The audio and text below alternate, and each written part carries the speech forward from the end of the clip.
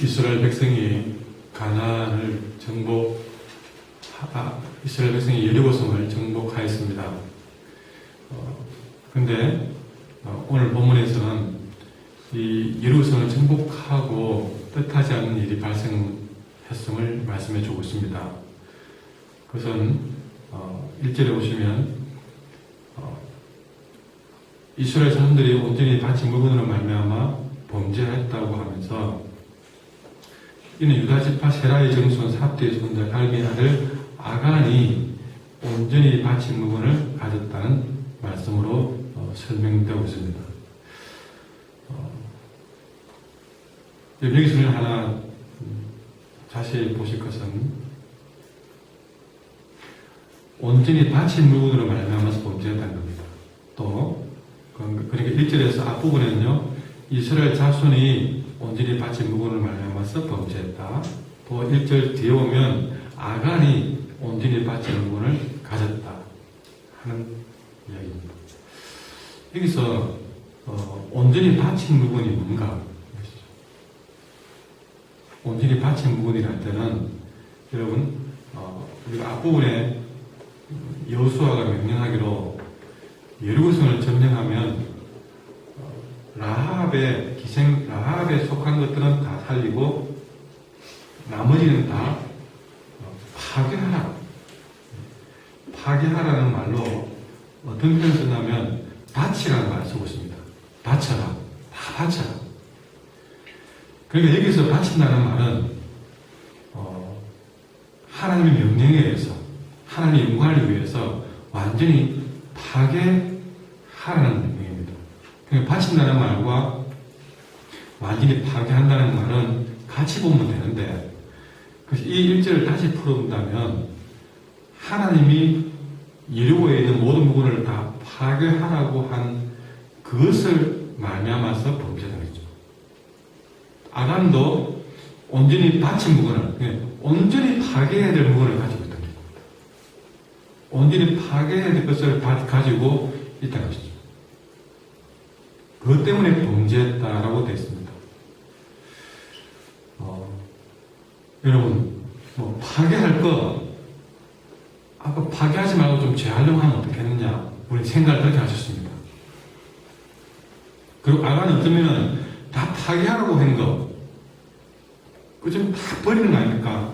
다 망가뜨려야 될 거, 그러면 이제 주인도 뭐도 없으니까, 이거는 금부지도 있고, 옷도 있고, 너무 좋은 거 있으니까, 이거는 파괴하지 말고, 재활용에 쓰지.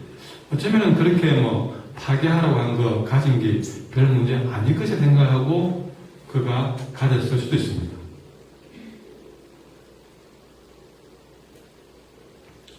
여러분, 그러나, 다시 생각해보면, 왜 하나님이 그것을 파괴하라고 했을까요?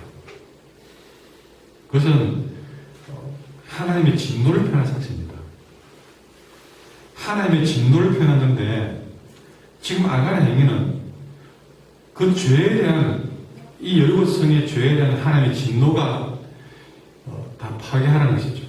그런데 그에 대한 이 아간의 행동은 이런 죄에 대한 하나님의 진노를 무시한 조사적이죠. 하나님의 명령을 무시하고 그 죄에 대해서 하나님이 진노하고 있는데 그걸 아간이 이렇게 행동했다는 것은 하나님의 진노를 무시하는 저자들이죠. 그러니까 아간의 죄가 얼마나 큰가 하는 것을 우리는 다시 한번 생각을 하게 됩니다. 인간의 눈을 보면 이거는 별 문제가 아닌데 하나님 화를 낸다.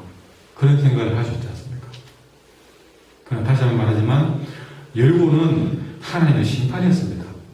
하나님이 이스라엘 백성들에게 여리고성을 점령하게 하는 것은 이스라엘 백성이 가나안 땅을 가도록 하는 것도 있지만 동시에 이 점령당하는 여리고에 대한 오랫동안 참으셨던 하나님의 진노였습니다.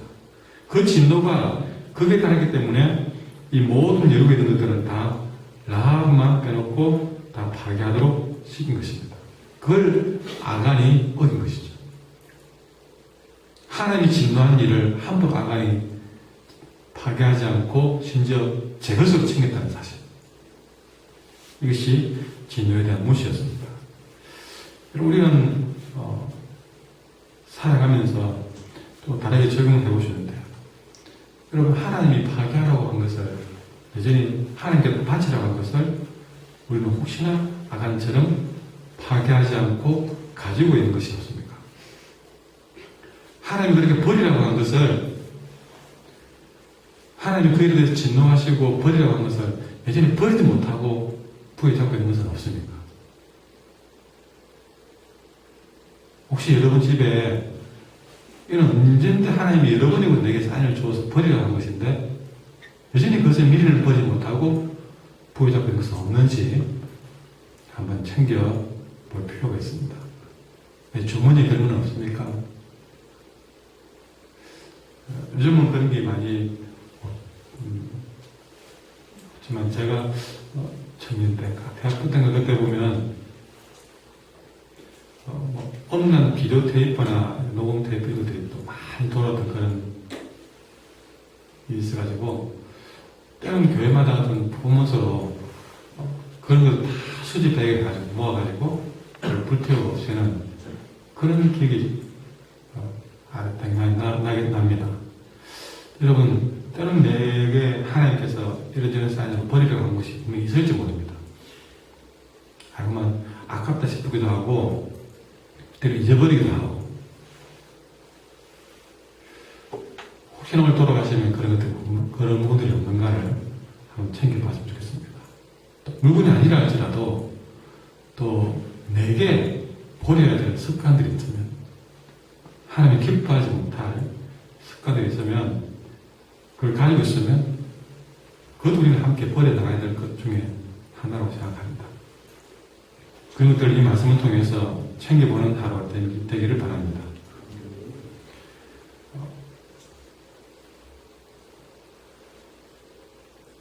그리고 오늘 본문에 또 하나 볼 것은요, 1절에 보시면 이스라엘 자손이 이것 때문에 범죄했다고 하면서 동시에 아간이 온전히 밭에 무언을 가졌다는 말로 연기하고 있습니다. 그 이스라엘 백성의 범죄와 한 개인의 범죄를 연기하고 있다는 것이죠. 근데 엄밀히 말하면 이스라엘 자손들이 범죄한 건 아니었습니다. 아니, 이스라엘 자손들은 아간이 이런 일을 했는지를 꿈도 못 꾸고 있었습니다. 아간이 혼자 저지른 범죄였습니다. 그런데 하나님은 아간이 범죄했다고 먼저 말하지 않고 이스라엘 백성들이 범죄했다라고 서두에 말하고 있는 것이죠. 그러니까 아간 한 사람의 범죄에 대해서 하나님은 아간에게만 진노하는 게 아니라 이스라엘 전체에 진노를 하고 있습니다. 그래서 나중에 아이성 전투가 이어지는데 이 아이성 전투에서 이스라엘 백성이 상대도 안 되는 아이성에 치고 말이에요.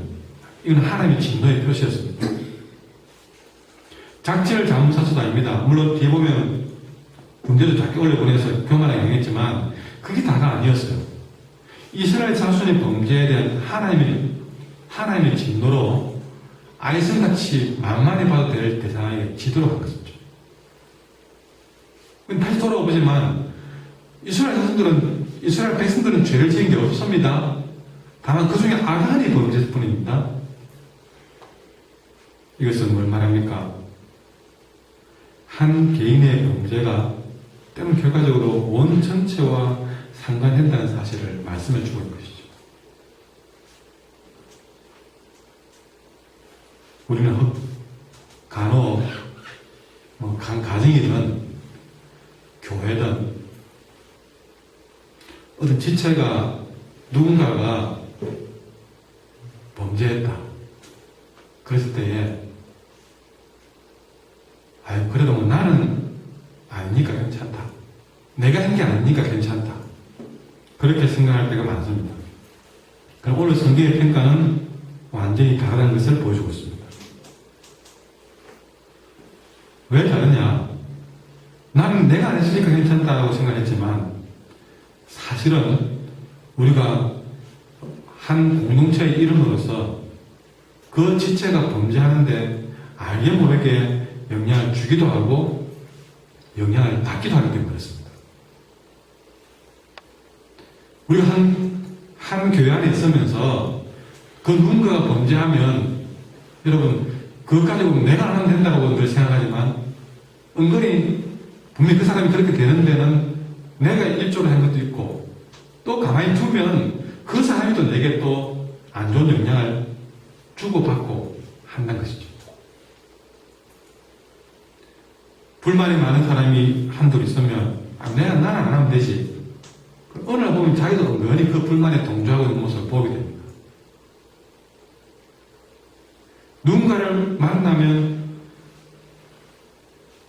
그것이 마치 길가에 비 오는 날 진흙이 튀어서 옷을 더럽히듯이 나는 안 하려고 했는데 다른 사람의 튀긴 진흙이 내 옷에 묻어서 어느 날 와 있듯이 보이지 않는 이 말과 생각도 성향도 감정도 그렇게 서로가 주고받고 한다는 사실.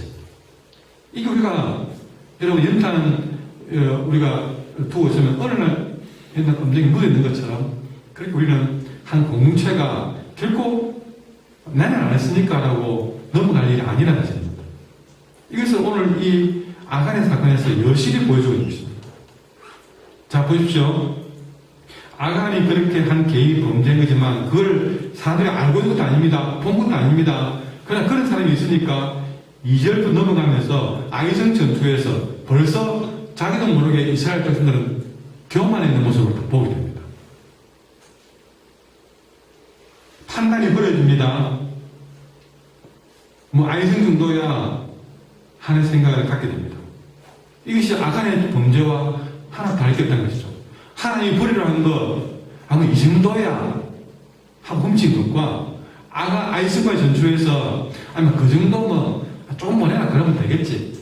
앞에 여리고성이 이렇게 이겼는데 아이스 전투야 하는 거하고 가만히 보면 닮은 게 있는 거죠. 근데 이거는요, 이 안 좋은 거는 아간이 가르친 것도 아니고 보여준 것도 아닌데 어느 날 공기를 타는지 전염되듯이 그렇게 오염돼가지고 교만하게 행동하는 모습을 보게 됩니다. 여러분, 우리는 항상 내 자신도 늘 하나님의 은혜에 떠나지 않도록 늘 자신을 여러분 근신해서 돌아봐야 됩니다. 내 자신을 살펴봐야 됩니다. 아까 말했잖아요. 내가 아직도 하나님 버리라고 못 부르는 것이 없는가? 내 자신을 항상 챙겨보고 돌아봐야 됩니다. 동시에 또 다른 지체가 하나님 은혜에서 떠나지 않도록 우리 또 서로 근신하면서 돌아봐야 됩니다.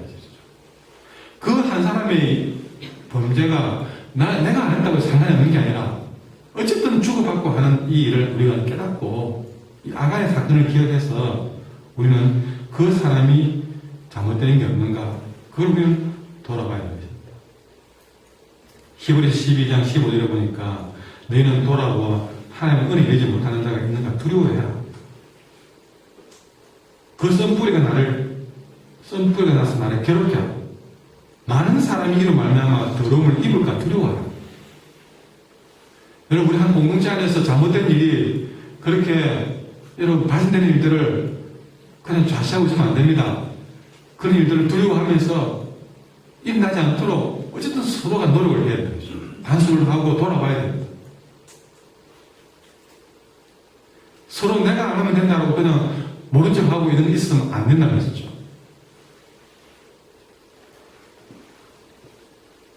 사실은요, 길 가다가 아이들이 서로 어느 구석에서 누군가에게 갈취를 당하고 있고 폭력을 당하고 있고 무서워. 난 자들 무서워.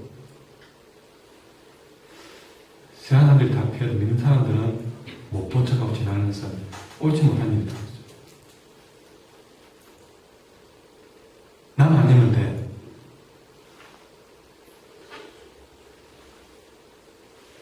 은연중에 우리는 이 이기주의에 함께 물들어 있습니다. 꼭 우리가 여러분 십자가에 매달려야만이 순교가 아닙니다. 그런 일도 내가 좀 때론 각오도 해야 되고 내일처럼 생각을 해야 되고 여러분 지난 사마리아인의 비유도 마찬가지지만 내가 강도한 게 아니니까 내일이 아니니까 넘어갔던 여인과 여러분 또 그 바쁜 중에도 강금하는 자를 챙겼던 사마리아인의 차이. 여러분, 우리는 이 새벽에 준 이 말씀이 오늘 내 삶에서 어떻게 이루어질지 모르지만 우리는 멀리 보지 말고 그 말씀을 내 삶에서 찾아내야 될 것입니다.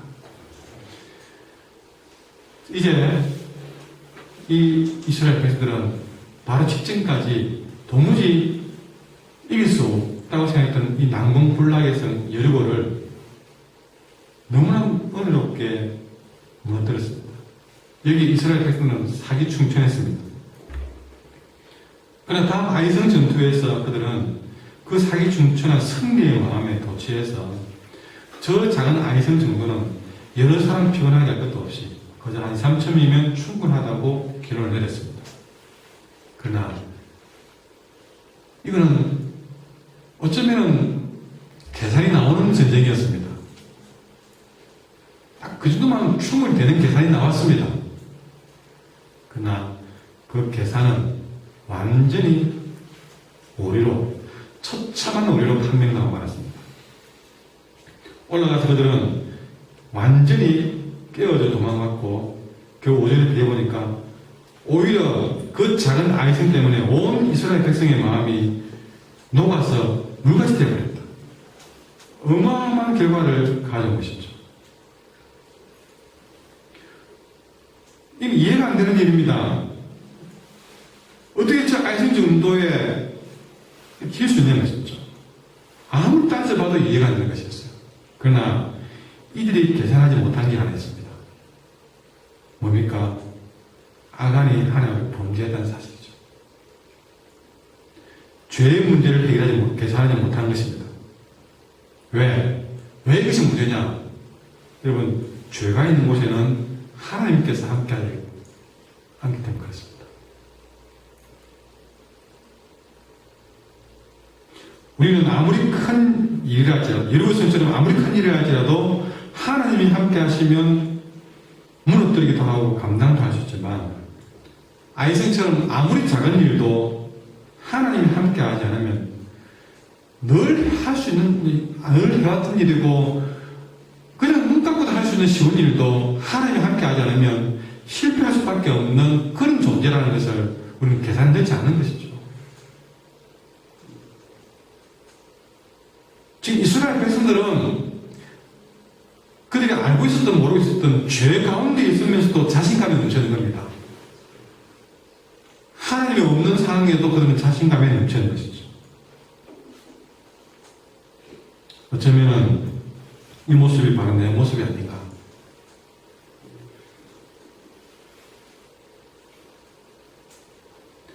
앞번에 내가 성공했다고 해서 당연히 그보다 적은 일은 당연히 해낼 것이라고 착각하고 있지 않는가. 여러분, 우리가 혹시나 계산하지 못한 죄의 문제는 없는가? 내 능력, 내 경험, 내 자질,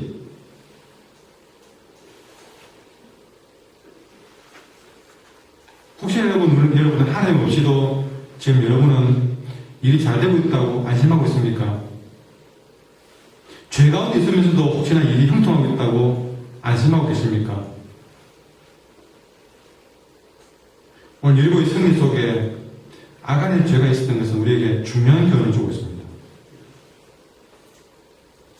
여러분, 아무리 계산이, 여러분, 우리가 내 계산에서 아무 문제 없어도 내가 보지 못한 죄 문제는 나를 무너뜨릴 수 있다는 사실을 기억하고 또다시 내지는 다시 한번 엄밀히 돌아봐야 될 것입니다. 더욱 명심할 것은 일이 크든 작든 하나님이 함께 하시려면 실패할 수밖에 없다는, 아니 우리 실패할 수밖에 없는 그런 존재라는 사실을 우리는 깨달아야 됩니다. 하나님을 함께하는 삶이 되기 위해서는 우리는 죄를 가지고 있어서는 안 된다는 사실이죠.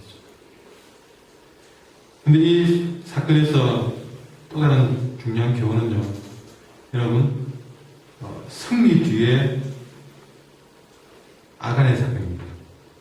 다시 말해서 여러분, 사도행전에 보면 오순절 성령 충만 사건이 일어났습니다.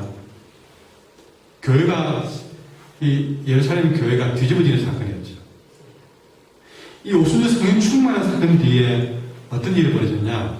아나니와 삽비라가 성령을 거역하는 사건이 벌어졌습니다. 교회를 속이고 그들이 처참하게 죽는 사건이 벌어졌죠. 여리고 성리에 비해 아간이 있었던 것처럼, 오순절 성령 충만 사건 뒤에 아나니와 삽비라가 있었던 것처럼 엄청난 성립 뒤에는 이렇게 뜻하지 않은 엄밀한 범죄가, 보이지 않는 범죄가 틈탈 수 있다는 것을 오늘 말씀해 주고 있습니다. 그러니 성숙한 성도는 형통한 날에, 승리의 날에, 성공의 날에 더 거진할 줄 알아야 되는 것이죠.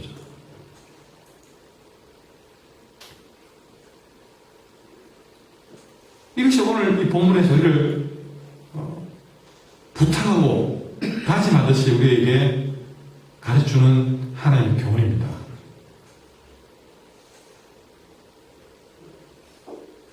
나는 승리의 날에 은밀한 죄가 나를 틈타지 못하도록 건신할 줄 알아야 되는 사실. 이것을 이 새벽에 기억해야 할 것입니다. 각해 주신 하나님의 말씀을 우리는 기억하고 세상에 나갈 때에 여러분 그 말씀을 오늘 내게 주실 때는 분명한 이유가 될 것입니다. 이걸 어줍잖게 붙들지 마시고 더욱더 이 말씀을 자꾸 되새겨서 어떤 상황이 왔을 때 하나님 이 상황에서 이 말씀을 정리하라고 미리 주셨구나 하는 그런 삶의 지혜가 있기를 바랍니다. 기도하겠습니다. 하나님,